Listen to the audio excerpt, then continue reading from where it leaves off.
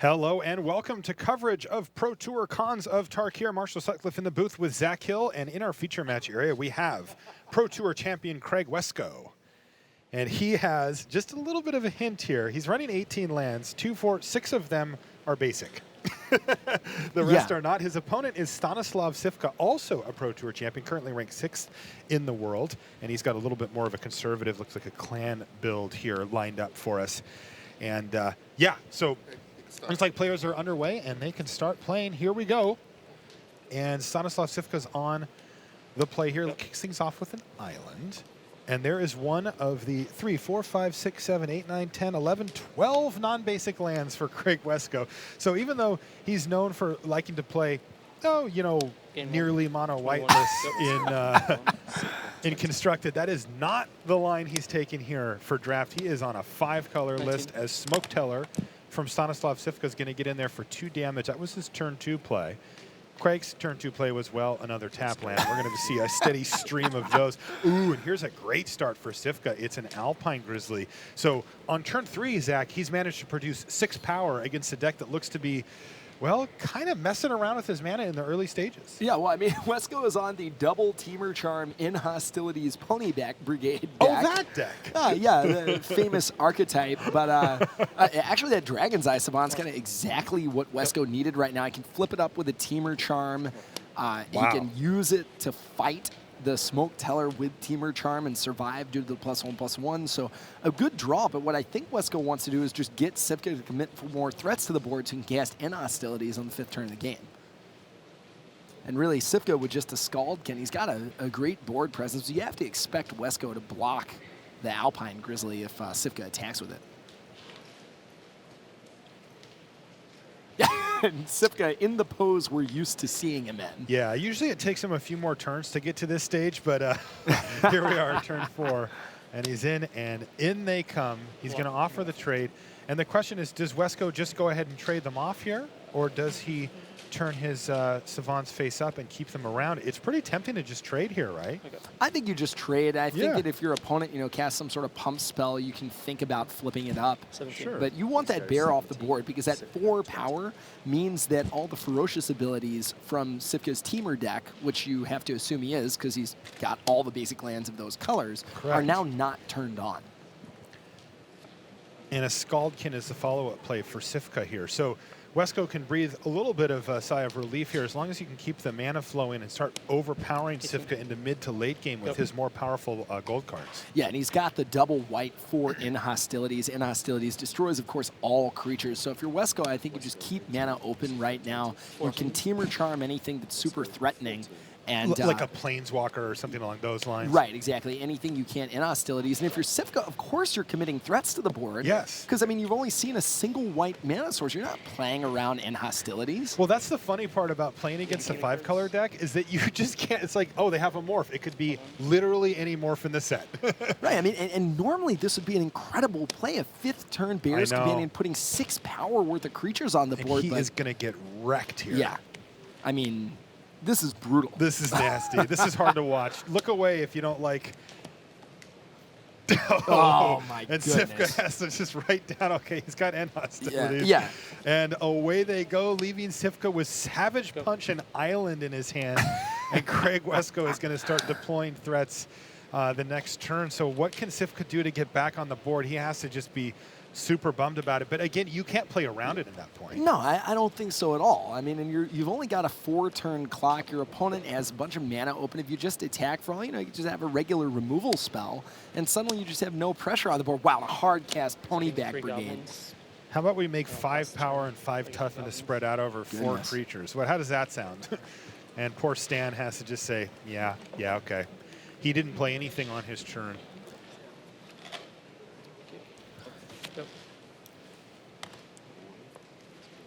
As Wesco casually just says, yeah, go.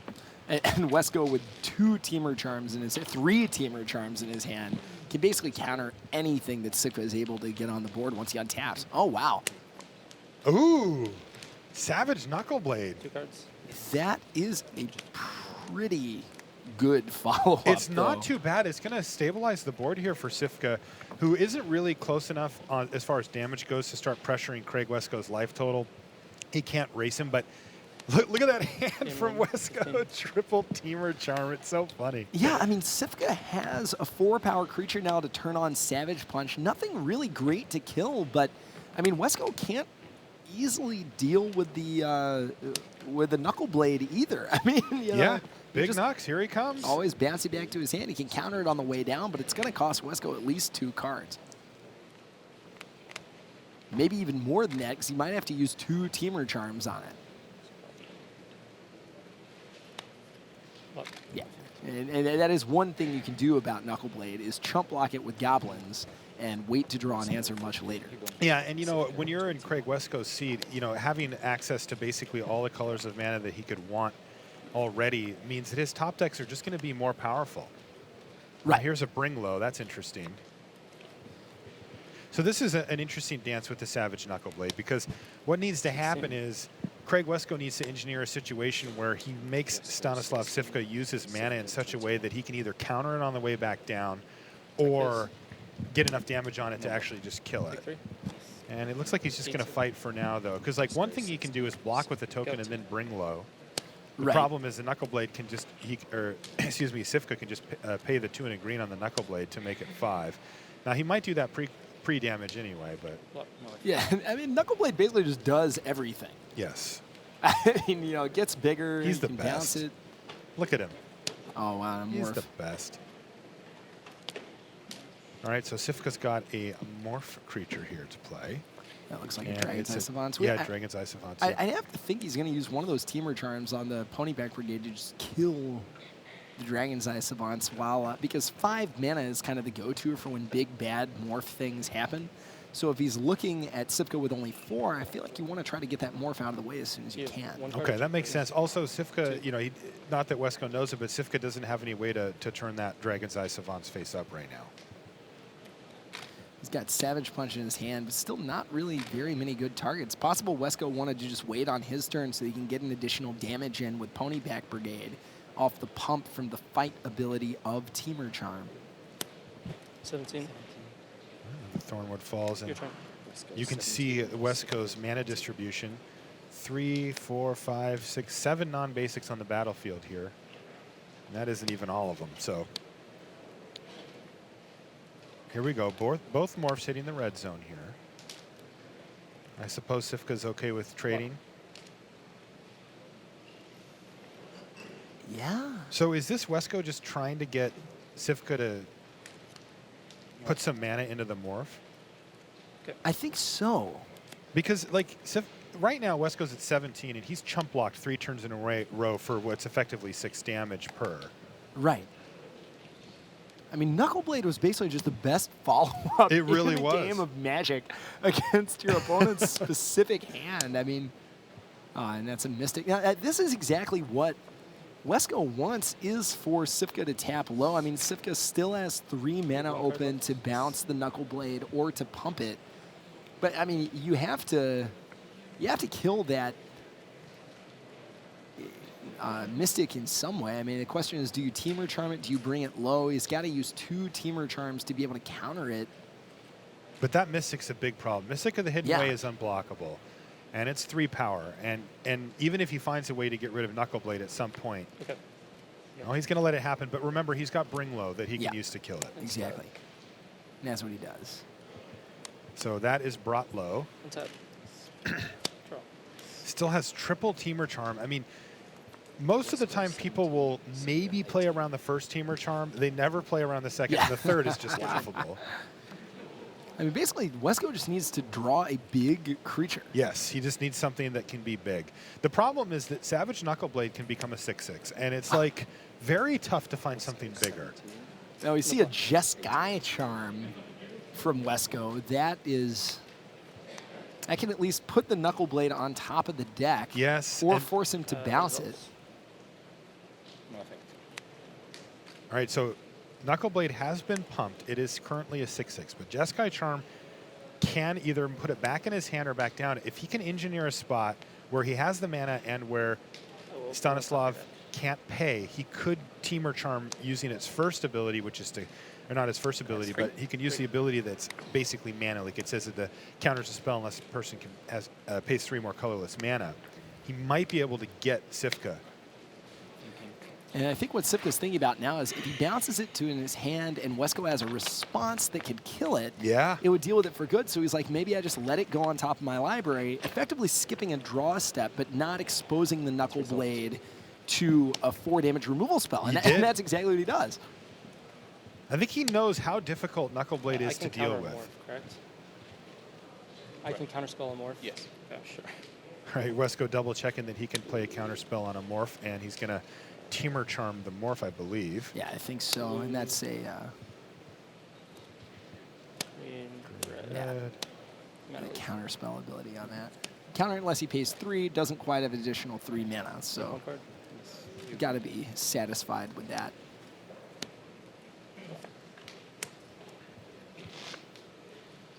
Gain 1 at 18. All right, back up to 18 for Wesco.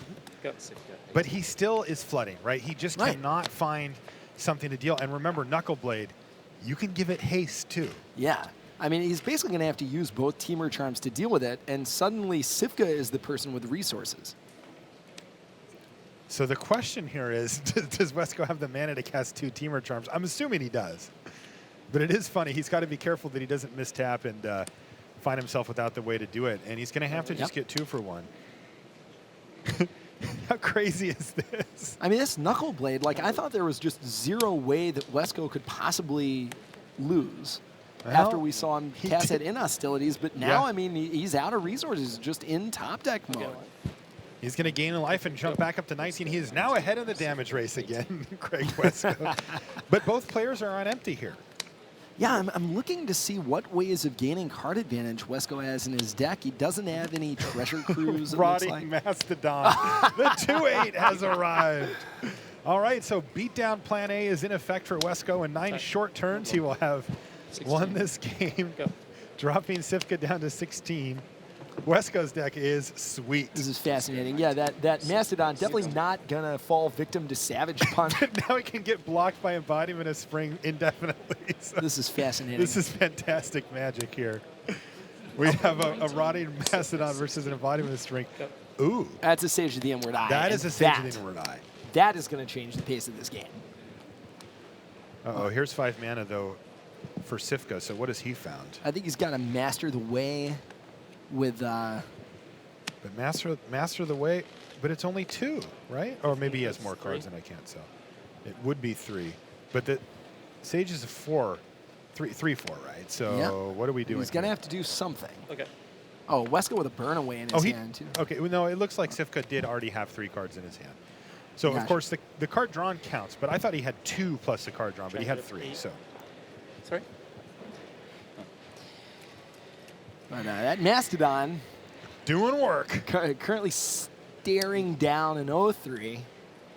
Might not get sacked. Might just hold off Mastodon for a few turns. It's certainly not going to get burnt away.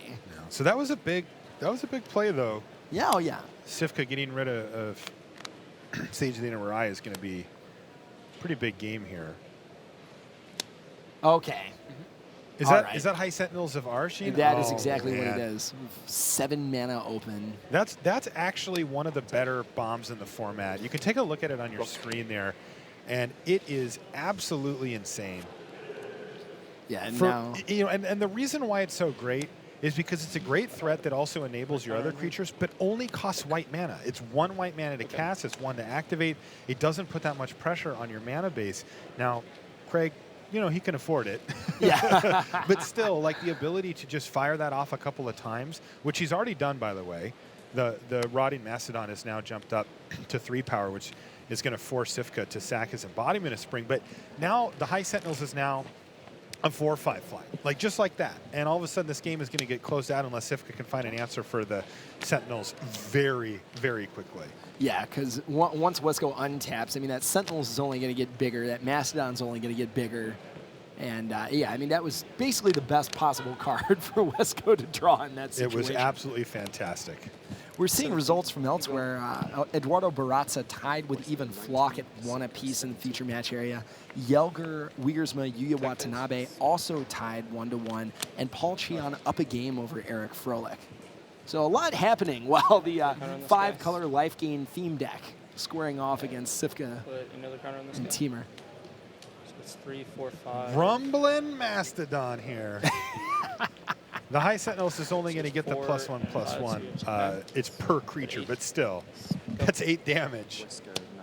And that means that he can kill Cifka next turn if Cifka doesn't find something. He's found Treasure Cruise, though. Oh, man.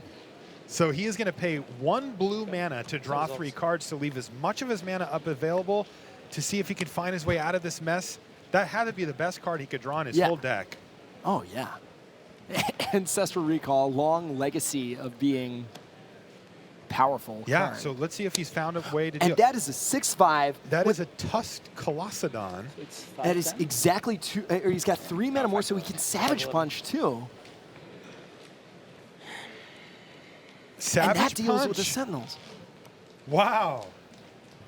Now, unfortunately, though, Stan still has to deal with that Rotting Mastodon, which actually has 5 power to get through the Colossodon, and it has infinite toughness. They actually we can't count that high.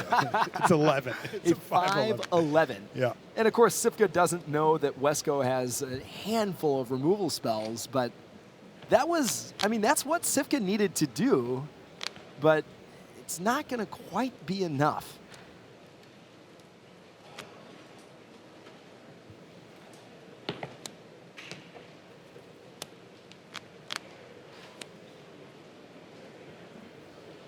Yeah, and that exiling the rest of Cifka's graveyard. Go. And Cifka needs something right now because with Ride down in Wesco's hand, a blocker is not going to cut it. Embodiment of Spring, capable of blocking. We see Cifka holding a handful of lands, makes any master the way he draws later a little bit more effective. Play Tormenting Voice, discarding. All right, Tormenting Voice is going to grab a couple of fresh cards off the top here for Craig Wesco, who had saved a basic land to pitch there. Oh, my goodness. What has he found? Is that a Kintry Invocation? That's a Kintry Invocation. Just oh, no. Added value, make an 11/11. Make an 11/11 for 2 mana. This is insane. 11. What is even happening? Yeah, just wants to have an 11/11 on the battlefield. He's, of course, attacking for lethal also. Cifka just sending it to the bend, and Wesco saying, nah. Oh, my goodness. And that's going to do it. Cifka is going to scoop his permanents up. And Craig Wesco takes down game 1 in pretty impressive fashion in another swingy game back and forth. We'll have more Magic action for you after these messages. Raise your banner. Khans of Tarkir is now available on Magic Online. Dive into the new set by downloading Magic Online at www.mtgo.com.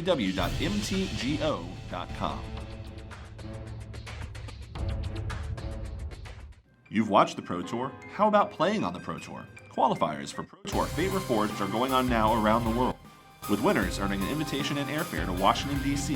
in February. Visit wizards.com/PTQ for more information. All right, welcome back to the feature match area here in Honolulu. So our main match, they're sideboarding, they're getting shuffled, they're going to get ready, and you can see there's a couple, three other matches outstanding here. Why don't we jump in on Barraza versus, well, our reigning Pro Tour champion currently, Ivan Floch there. He's currently ranked 5th. And he's got a Hooting Mandrills facing down a War Name Aspirant, it looks like. So I like the Hooting Mandrill side of that equation. Yeah, I do too. That's one of the more expensive Hooting Mandrills I've seen cast, paying the full 5 mana for it out of 6 possible. You kind of want to cast that card for like a single G, but still outclassing that War Name Aspirant on Barraza's side.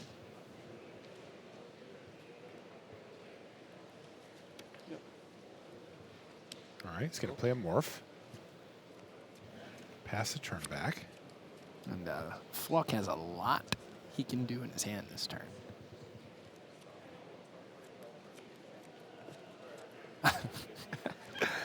Whenever you see Flock or Cifka, it seems like their head is always in their hands.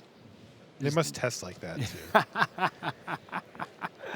Baratza has a Horde Ambusher. That's what the face-down morph is there. So that means he can threaten at least 5 damage next turn if he wants to. Maybe more than that. Looks like he does have a red card in his hand. Yeah, looks like it won't matter here, though, because, well, maybe it will. Let's see what the follow-up play is. Oh, yeah, it Oh, my matters. goodness. Snowhorn Rider hard cast, so not too bad for Flock here. Yeah, 5/5 with Trample. It's big. Pretty powerful. We're seeing a lot of Teamer, actually. We actually are seeing a lot of Teamer. A guild that, or I guess a clan that when I was talking to a lot of pros yesterday, they said it was pretty dependent upon Alpine Grizzly. It was easy to draft a deck that really didn't kind of do anything because so much of the deck doesn't come online until the late game. But that hasn't really been what we've seen in the feature match area. It basically looks like people always have a board full of monsters. All right, he's going to reveal Aerostorm here for his Horde Ambusher to make sure that it doesn't get blocked and punch through for 5 damage. We don't have life totals, but Flock is going to look at that Aerostorm like, uh-oh. Yeah, he could take 5 right here if Baratza wants to just fire it off. You can also deal with that Hooting Mandrills. A lot of it depends on what life totals actually are. Just take care of the Snowhorn Rider right here. Oh, right, because he attacked. Because he can do attacked, it's 5, yep. Right. Ooh, there's a nice draw, though, for Flock. He just found a Bear's Companion off the top of his deck. That's pretty good when So your opponent has Baratza- a bunch of 2 toughness creatures. Yeah, so Flock's at 14, Baratza's at 17. So they're still, kind of in the defining their roles, who's beating down, who's not. I mean, it looks like Baratza wants to be the beatdown, but that, of course, doesn't necessarily mean that he is. Right. I mean, right now he's facing down a 4/4 Trampler, and he's going to get 6 power and toughness over 2 bodies to follow up as well. So, and I think he's got 2 bear punches. I refuse to call it savage.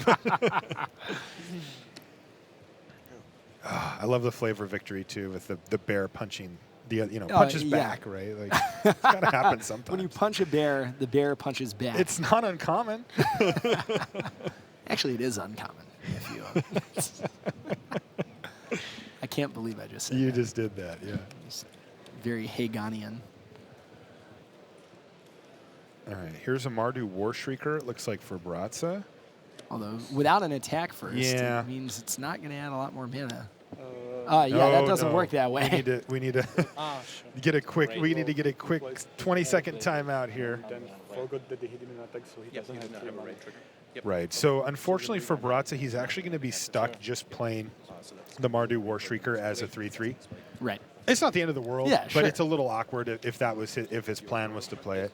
I did see Baratza picking up and reading a few of the cards. We have to remember that while a lot of our coverage is focused on the big pros like Yvonne Flock who get together with their team a week out ahead of time, some of the people that qualify for the Pro Tour don't have that luxury. Right. And, maybe this is an early draft for Baratza where he's not, hasn't really fully explored the format yet. And the thing is, like, it doesn't have to be your first draft to still have a lot of information that you're Yes. presented with. I mean, you can do 10 drafts and still not see all these cards.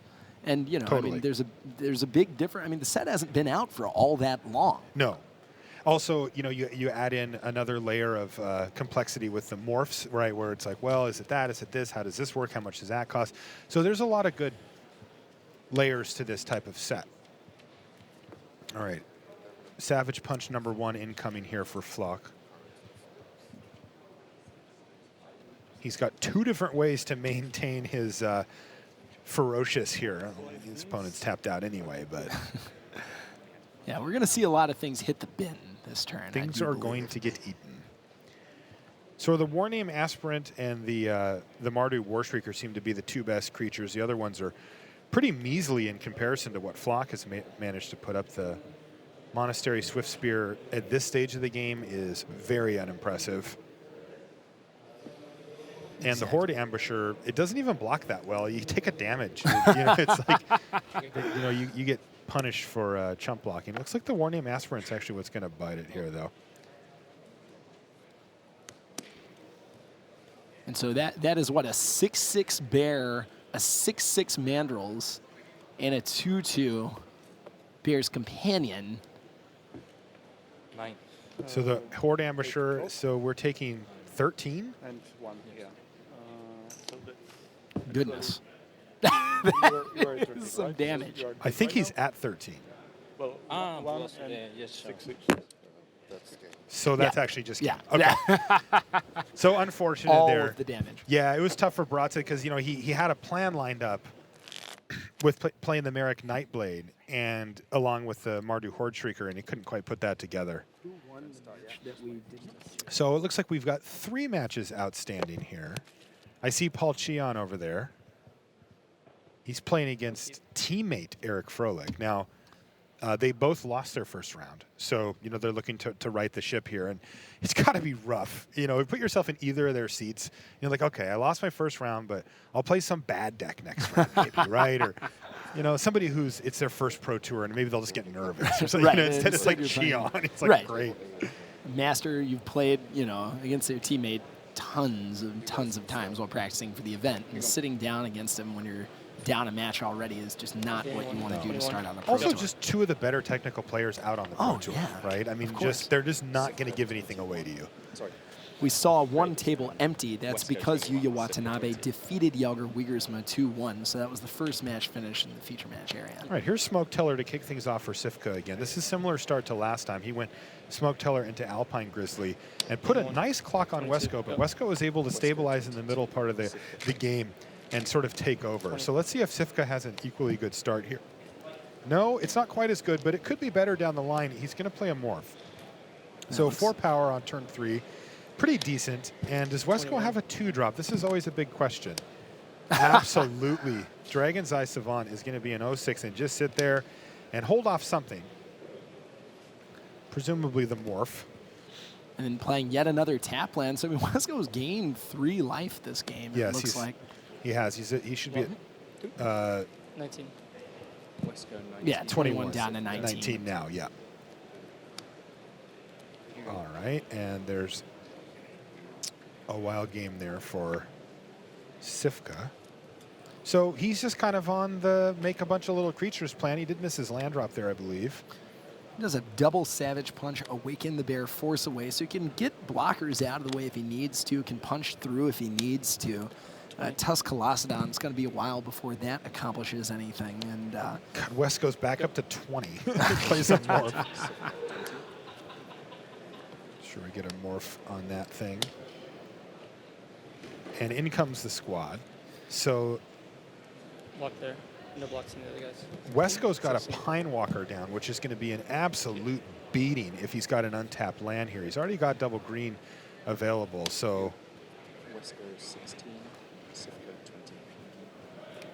And he can attack with that Pine Walker, just pass with 5 up.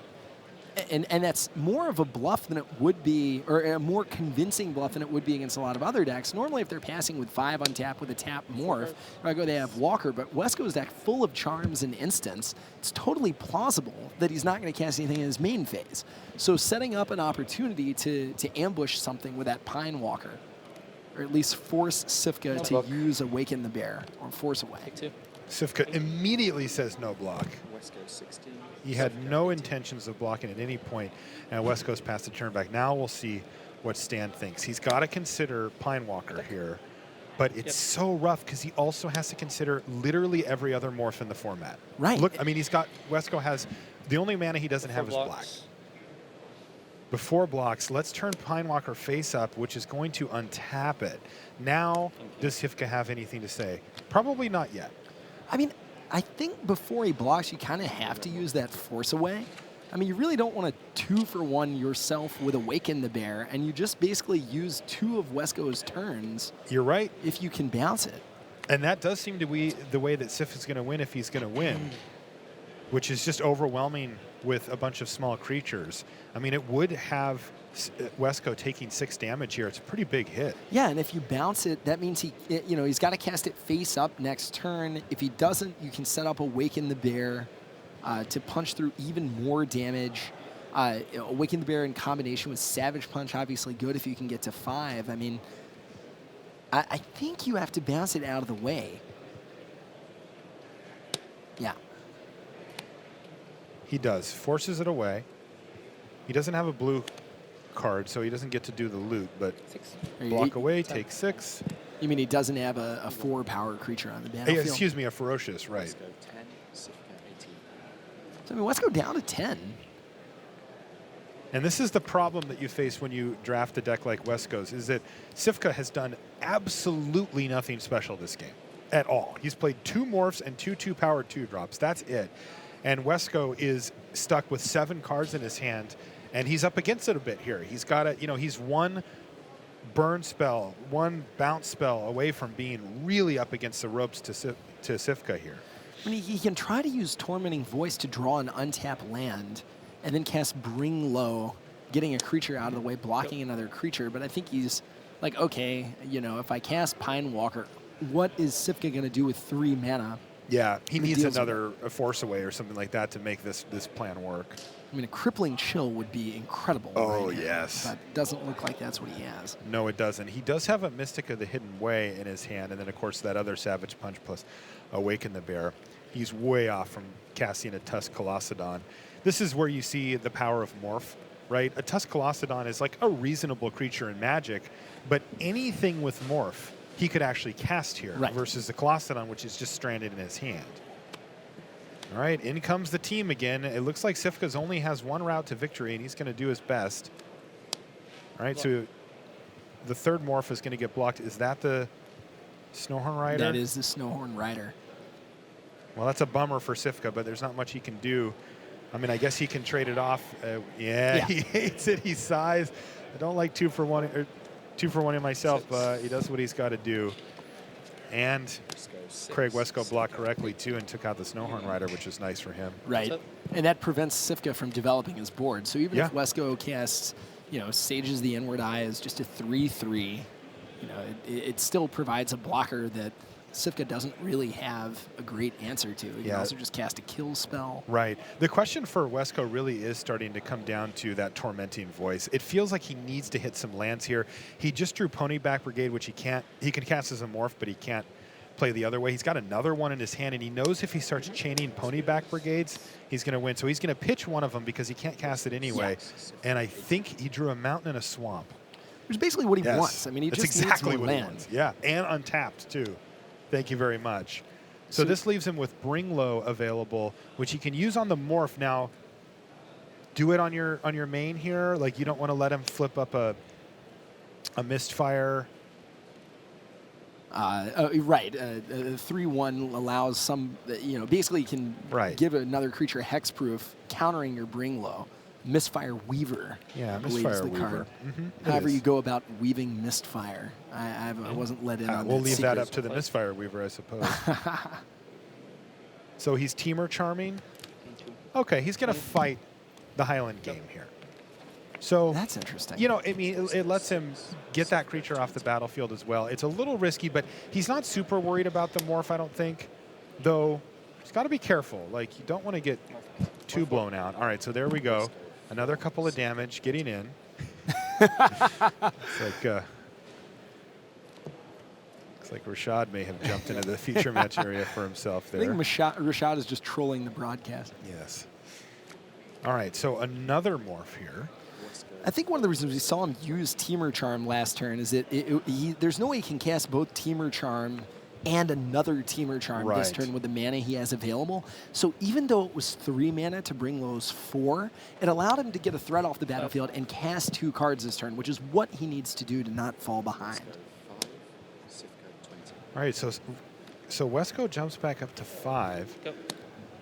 But now he's resolved the Ponyback Brigade, and you got to feel like he's pretty stable here, especially because Cifka just cannot, for the life of him, find it. Ooh, but here's Mystic of the Hidden Way, and this is going to be a problem. Wesco has to find an answer for this almost immediately. But like we were talking about, even though he's going to fall to 2, next turn being able to bring low the Mystic and keep Teamer Charm up as a counter spell just means that he doesn't really have that much to worry about, at least in the short term, even though he's at such a low life total. Wow, yeah, you're right. Plus, he can leave that up, and he can kill the morph if he wants as well, if he's worried about maybe another Mystic. He could be thinking about that. By the way, and Wesco has gained, I think, 5 or 6 life off of his lands this turn. All right, this game, yeah. Yeah, unbelievable. I mean, he would be dead. He would just be And straight gonna up do dead. it some more. Yep, and there's another one. He's back up to 6. Cifka 20. So he's going to get eventually to enough mana that he can kill the Mystic, use Teamer Charm as a counterspell on anything that he cares about, and eventually cast Sages of the Inward Eye, getting back another Teamer Charm. So Wesco just needs enough mana to be able to get to a point where he can really lock the game up. The question is how he's going to start getting an offense together before Cifka draws out of his problematic mana situation and is able to start casting those Glacial Crashers, Whirlwind Adepts, Savage Punch, and the Treasure Cruise we see him have in his hand, which he's really kind of close to being able to cast already. Yep. Card 3. 3. 3 cards left for Wesco. And I think Cifka could cast Treasure Cruise this turn, couldn't he? 1, 2, 3, 4, 5, 6, 7, 8. Yes. He can. We see Whirlwind Adept in Cifka's hand, 4/2 Hexproof. Hexproof really good against all of Wesco's removal spells. All right, so there was the morph. Craig Wesco declined to counter, and he also didn't use... Ooh, he finds a Jeskai Charm there. He didn't use his Teamer Charm to fight anything either, so... Wesco is content where we're at right now, especially given that Stanislav Cifka has missed his 4th land drop for 7 turns in a row. You've got to be tempted to just use Jeskai Charm to prevent Cifka from drawing in land again. You don't really have a clock on the table. You know, he could be thinking, well, maybe I'll make him turn one of the morphs face up and get him even more. Right. You got to be looking to cast Sage of the Inward Eye and just get something big on the battlefield. Yes. All right, so the first part of that plan is in effect here. Something big on the battlefield. It's a great card, too. Oh, yeah. I mean, the lifelink matters a whole lot when you're at 3. And, of course, there's multiple ways if Cifka blocks with a 2/2, Wesco can blow him out. All right, so he's going to block here. Is this going to prompt a Teamer Charm to kill a morph? That's what I would guess. He can kill a morph and trade his Ponyback Brigade for the... and have it survive as well. So he's going to get a really nice sequence. And then on top of it, the Ponyback Brigade is also going to get lifelink. So this is a huge turn. I mean, Cifka definitely can turn Dragon's Eye Savant's face up, so that's not going to die at the very least. So if that's the one that Craig Wesco picks... Yes. Sage is going to fight the first morph. He's actually just going to have the Sage fight it. But it was Dragon's Eye Savant, so... What's up? I want to look in your hand. Oh. That's a Jeskai Charm. Dragon's And Eye so I Savant gain let 4 him take a life peek off at the his fight. hand there. So he's going to gain 4 life off the fight, plus 3 life from... Or the Ponyback Brigade's just going to trade, but he's So going to go get 2 to life from that, 7, too. And then combat. So again, 2 more, I'm at 9. And Craig Wesco has put himself back up to 9 life and got himself out of range of a bunch of cards that he could have been worried about. So really nice. And can Cifka, for goodness sakes, find that 4th mana? It is so brutal. He does. It's a forest.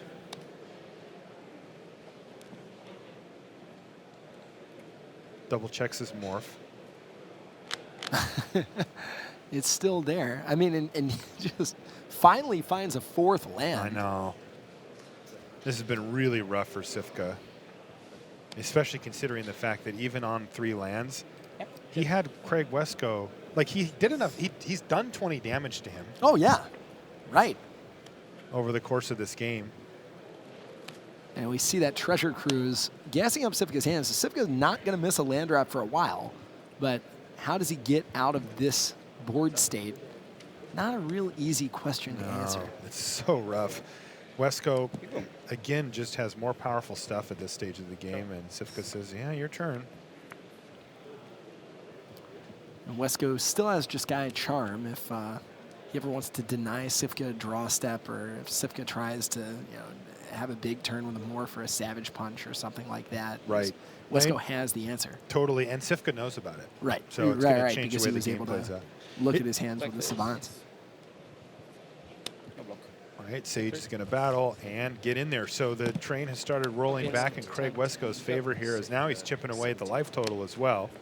dropping Cifka down to 17, playing a land post combat, bringing him back up to 10, and shipping the turn back. Like you said, Cifka, who's now at 17 life, is he's now starting to add stuff to the board. He's got his mana going. He's still missing a color, ostensibly, so pretty tough spot here for Stan. You go. And Cifka has no play for the turn. Attack this. Yes. No block. 14. No block, Cifka says. So that's down to 14 for him. We'll get that life total updated shortly, but let's see what this is. A Glacial Stalker. Solid 4/5 there. It's going to help keep the ground shored up, but it's not really going to solve the main problem that he has right now, which is taking 3 in the air every turn from Sage of the Inward Eye. Now, I do like what Cifka did with his deck. I mean, you'll notice a bunch of cards that really don't see that much main deck play in this format. It looks like he might have even taken out red out of his deck entirely. We saw him sideboarding very aggressively, and we see cards like Disdainful Stroke, cards like Cancel, Whirlwind Adept, that you really don't see featured in that many main decks, but are incredibly powerful against Wesco's 5-color deck. I mean, Wesco relies on these big spells to gain advantage back, or these big bombs to totally take over a game. That's exactly what Disdainful Stroke is most powerful against. That's a great point, Zach. You know, Cifka's deck actually plays out more like a tempo type deck, where he's just like, I'm playing a bunch of bears, whatever they are. They're 2/2s for they're 2/1s or 2/2s, whatever, but they're cheap creatures that can attack. And then he kind of plays the get ahead, stay ahead approach, where it's like now Savage Punch comes into play, Disdainful Stroke can keep the most important stuff back. Yeah, and constructed, that's a lot of the time referred to as like an aggro control deck, where you just play a clock, a 2/2 or a 2/1, something early, and then just play a bunch of counter spells. So here is Savage Punch forcing the issue with the Jeskai Charm. But, you know, I think I like what Stan did there. He knew that was going to happen. He wasn't happy about it. But at the same time, it's one of these things where, like, he has the ability to cancel it here. He can set it up so that he can wait for the turn when he knows and use the information that he's gained. And that's exactly what he does. So, Sage of the Inward Eye down. And all of a sudden, wow, is he actually crashing in here? Yeah, because that Crasher, remember, is a 6/7 due to Savage Punch.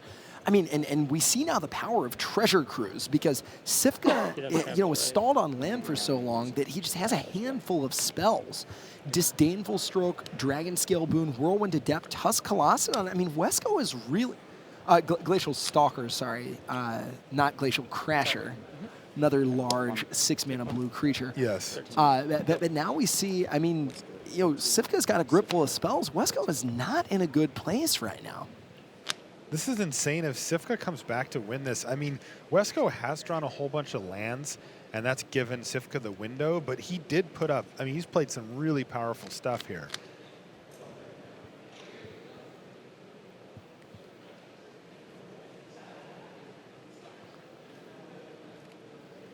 I mean, Cifka at this point, I think, just trying to figure out how best to sequence his spells.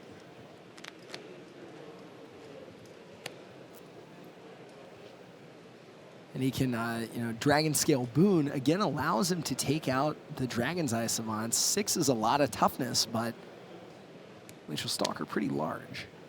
4/2 hexproof. So here's a Whirlwind Adept. It's a 4/2 hexproof with prowess, but doesn't seem to match up super well on this board unless Cifka can kind of chain some spells together to make it big and get through the Dragon's Eye Savants. Oh, wow. Okay, Swarm of Bloodflies now for Wesco, though he's kind of exhausted his removal here. Although, I mean, with the 2 goblins, that means that swarm could get pretty big, and Cifka doesn't really have a flying blocker. Yeah, Disdainful Stroke is going to have to hit it. Cifka's like, that is going to be an issue. So he's going to counter that Swarm of Bloodfly, so that is not going to hit the battlefield. And attack. And Wesco again chump blocking a little early here. I mean, the combination of Dragon Scale Boon and Whirlwind Adept is pretty good. I mean, there's a big difference between a 4/2 hexproof prowess and a 6/4 hexproof attacking you every turn. I mean, Wesco's removal spells just can't do anything about. Yeah. Wow, Cifka's really starting to pull in the driver's seat here and looking like he might steal this one back from Wesco. And Wesco's ride down about the worst possible card to draw in this situation. Right. I mean, what we're seeing really is Cifka's sideboard plan pay off. I mean, he Yes. transformed it to a very different style of deck. You know, lower overall power level if you're just looking at the cards on the deck list, but exactly what he wants to be doing against Wesco's strategy. Wesco just counted his lands. He's got 12 of his 18. Your turn. So a little bit rough of a draw here for Wesco with having drawn all these lands. What? 4? And Cifka now hurrying up because he realizes if he wins, he still needs to win the match.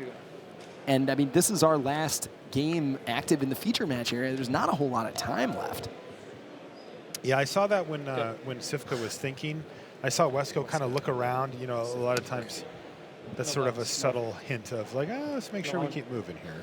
Yeah, and we see Cifka not deploying any more creatures in the battlefield because if Wesco And rips in hostilities, hostilities, It's one of the change few a ways to lot. deal with the board that Cifka's assembled here, but he doesn't find it. And here we go to game 3. And wow, I am shocked. I did not think that Cifka was going to be able to win that game, but he cruised his way right through. And that cruise is exactly what did it. I mean, but it just goes to show the benefit of not giving up. I mean, he was stuck on 3 lands for, what, 10 turns, 9 turns or something like that, Yes. and was able to pull out the game despite that. And as usually is the case there, right, he needed a few things to go right. You know, he course. needed Craig Wesco to draw a bunch of lands, and he did. I think he had 12 or 13 total by the end.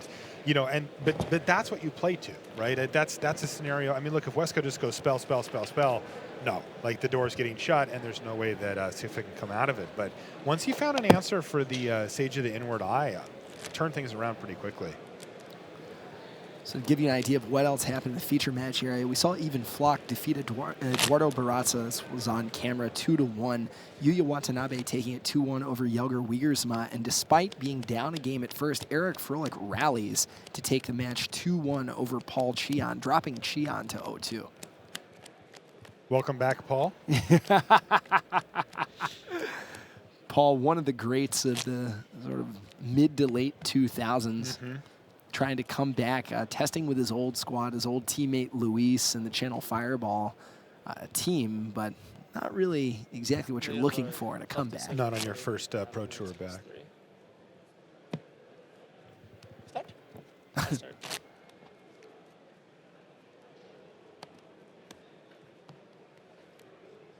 Good luck.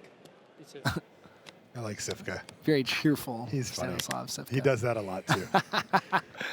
The patented Tomaro Saito cheek slap. Yeah, I think it just, you know, gets him focused.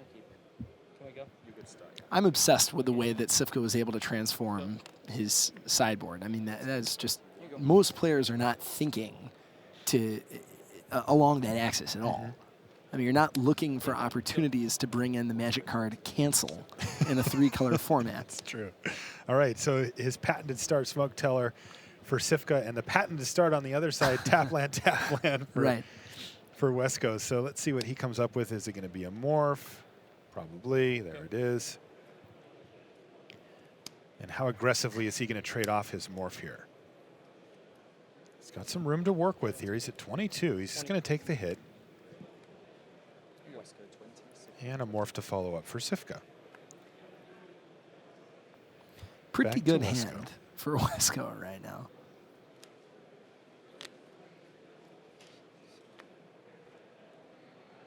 And just gain some more life. Just try to remain over 20 at all times.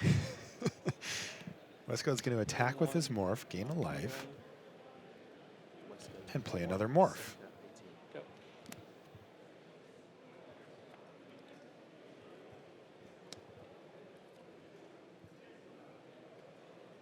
Ooh.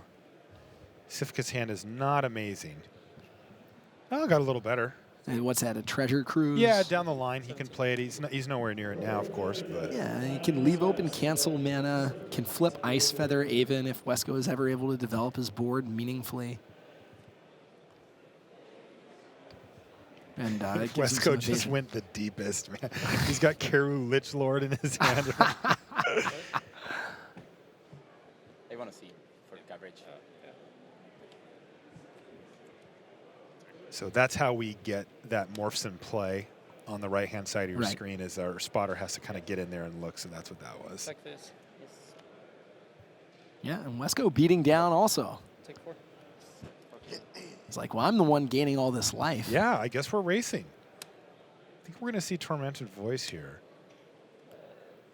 Canceling that is actually a big game. It actually is just a 2-for-1 out of his hand at least. Karu Lichlord is what he discards here. I mean, I think Wesco basically is trying to draw the counterspell because he can't cast Karu Lichlord at all and is just like, okay, I want to draw a cancel out of my opponent's hand on something. I mean, it's a 2-for-1. Obviously, that was really good for Cifka, or he wouldn't have done it, but it's not as bad as it could be otherwise. No, and Wesco, it did have a follow-up play with the Dragon's Eye Savants too, so.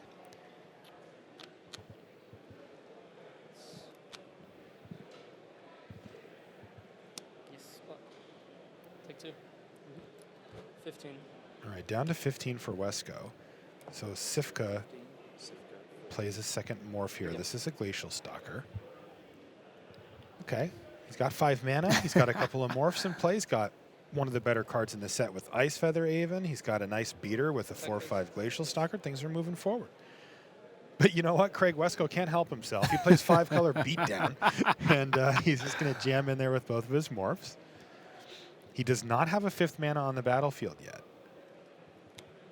And it looks like his 5th land, the Dismal Backwater, comes into play tapped.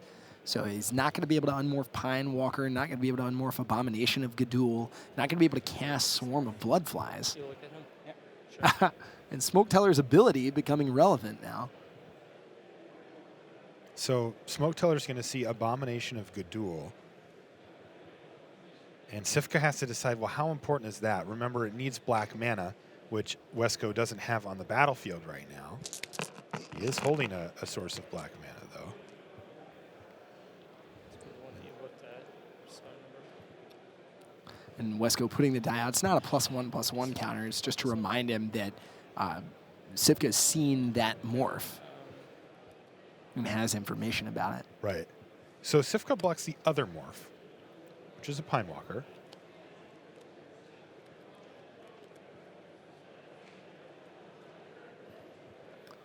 Which is, I mean, interesting. I mean, when you know that your opponent can't flip up the morph you just looked at and you Yes. block the other morph, Game 1. 16? 16. yeah, it's basically signaling that you can handle the Abomination in some way. Yes, that is exactly what Wesco should figure from that. Cards? Also, though, Cifka is probably working with the fact that Craig did not have black mana last turn Right. and was unlikely to have drawn it this turn. So he says, he probably won't be able to turn that face up for a while. But Wesco did draw it, so that could change things dramatically Yeah. from Cifka's standpoint here. 14. I mean, Cifka's got to be happy he's got that Ice Feather Aven. I mean, every Yes. single card that Wesco casts just cost him like an entire turn. Yes. So being able to spend 3 mana and return something to Wesco's hand while getting a flyer to fly over that Dragon's Eye Savants, that's exactly what he wants to be doing. On top of your deck. All right, so Tusked Colossadon gets shipped right back to the top of the deck with Jeskai Charm, but that's not really going to do it here for Wesco. The problem that Wesco faces is so he's gonna unmorph his Abomination of Gadul here, but he's in a bit of an interesting position because that Tusked Colossadon is actually quite a bit of pressure over the Yeah. course of the game, and he doesn't have a great answer to it. And it can get through Dragon's Eye Savants. Yes. You see Swarm of Bloodflies and Ride Down. Ride Down is just kind of awkward in a 5-color, basically He couldn't control help deck. himself. What's that? He just couldn't help himself. He's still Craig Wesco. And I mean, if you You're attack right. with a morph, your opponent blocks it. You basically just get to kill it and deal them damage for 2. And I guess you figure if you have a ton of morphs, your opponent's going to block one at some point. I mean, it's not. That makes sense. Yeah, it's still a strong individual Magic card for sure, but a little weirdly placed here. Yeah. That's a Ponyback Brigade. That is big game against Tusk Colossadon. Oh, man. And Wesco just has to wish his 5th land came into play untapped. Or his 6th land came into play untapped. So he could just slam Ponyback Yeah, Brigade exactly. and move on with his life. Yeah, that would be nice. I mean, as it stands, you can, discard Ride Down, play Swarm of Bloodflies, cast Ponyback Brigade next turn, and just accept that you're about to take a chunk of damage or throw away the Savants. 13. 2 counters. Go. And blood flies engage. Ship the turn back. Buzz.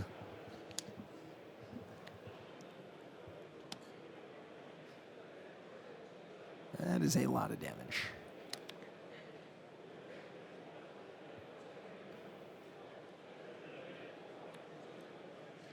Luck. It turns out that it would be pretty good, actually, to block the Aven with the blood flies. Of course, there's no way for Wesco to know that, Right. know what the morph is. And the way that he set it up here is he takes 6 less damage, and he turns his blood flies into a 3/3, which now can tussle with the 2/2/2s that he's facing down. So you got to figure that's a better situation to be in with a 3/3 flyer and a 3/4 flyer, especially being able to cast Ponyback Brigade next turn and sort of just lock up the ground game for a turn or two. Right, and whenever one of those goblins chump blocks Colossadon or tries to trade with Smoke Teller, that makes blood flies even bigger. Right. So Wesco has a bit of an air force. I mean, Cifka at 8 life. So, I mean, Wesco threatening to end the game in just a couple of attacks. Yeah, the problem here is that Cifka has the Ice Dad, Ice Feather Haven, sitting there waiting to bounce either of these creatures, whichever one Cifka decides. I mean, if he resets the blood flies, that's pretty nice, but Abomination, I think, can just be recast. But blood flies are going to stay back. 2 cards. 2 cards in hand for Wesco. And here's an interesting spot. And Wesco, you see him staring at Cifka, trying to get a read on him. He's like, is that an Ice Feather Haven you have? Because unlike Cifka, Wesco has so much more information about which morphs could be there since Right. Cifka's only playing 2 colors here. Yeah, that's an excellent point. I mean, yeah, you have to think about, if Wesco plays a morph, you have to think about basically every creature in the format. Right. Relevantly, Cifka does not have enough mana to turn Ice Feather Haven face up and then cast Dragon Scale Balloon and just outright eat the Abomination of Gudul. No. He can use it to bounce the Abomination if he wants to, but he has to think he's going to want to bounce blood flies at some point. Just a question of how much damage he can afford to take and how high he values the loot. Yeah, and it looks like he valued it pretty highly. He's going to bounce that back to his hand, and now Wesco has to decide if he wants to play the Ponyback Brigade or just replay the Abomination. Yeah, and I think you want to cast Ponyback Brigade. I think so, too. You want to grow that blood fly. You want to be able to block and deal with Colossadon. Opponent's got another morph as well.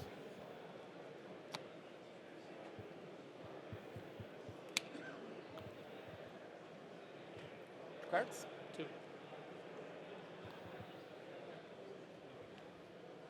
He's got that Mystic of the Hidden Way. That's a 3/2 that can't be blocked. So that's one way to push through all these blockers on Wesco's side. And Wesco at 9, that's just 3 attacks from the Mystic. But you know Wesco's going to find one more land. That's going to gain him a life and get him a whole extra turn. Oh, Singing Bell Strike. Oh, Singing Bell Strike and flip up Mystic of the Hidden Way and battle for 5. That's That's pretty a good. flyer and an unblockable, so that's going to work around Ponyback Brigade quite nicely, thank you very much. And Cifka passes the turn back to Wesco here, who all of a sudden finds himself in a much tougher position than he just was. He can manage to not die next turn by leaving the mana up to untap his blood flies or by replaying the Abomination here. Yeah, he can also... But he's still under massive pressure. Yeah, he is. Oh, is that a Teamer Charm? That is a Teamer Charm, so he can Hey! use that to deal with the Mystic, but the key is that he cannot do all of this at once. No. And I mean, what we're seeing from Cifka's deck, again, I can't get over how beautiful this transformational strategy was. He's just capitalizing on the fact that Wesco can only cast 1 card a turn. All right, speaking of turns, I think we've just entered turn 0 of extra turns. I'm pretty sure I heard the judge say that, so This guy fight. let's This hear. guy. Let's listen in here. So he's keeping the Mystic on the battlefield. I think he's going for the win. I mean, he's trying to grow the blood fly, which he can untap, get through for 4 in the air. Oh my But goodness. that's Dragon Scale Boons to put 2 counters on and attack with unblockable, and that's going to do it. Cifka defeats Craig Wesco with a timely rip there of a combat trick to finish the deal, and you were right. He was going to go for the victory there. Wow. Incredible stuff there. These games have been absolutely insane, by the way. I mean, it's crazy just what you can do in this format. We see like 5-color, I want to call it control, but it's like 5-color, depends on what cards I draw. Right. I mean, we've seen him beating down more, most of the game. And then, Cifka going from a solid teamer deck to blue-green tempo. I mean, and those are totally different from the other decks we've seen in the feature match area. I mean, this is an incredible format. Yeah, I think we're going to see this throughout the course of the weekend as well. But for now, Rich Hagan awaits at the news desk. We'll be back for one more round of action here from Pro Tour Cons of Tarkir. See you in a bit. All right, thank you so much to the guys down in the booth. One more round of Limited coming your way today, 3 more tomorrow. I've got great news. We saw Jeremy Desani's draft in its entirety. We've seen Reed Duke's draft in its entirety. Well, you get to pick for everyone in the draft viewer where we see all 8 seats at the table. We've got a third member from that stacked first draft of the morning waiting at the video wall alongside David Marshall. Here's the draft viewer with John Stern.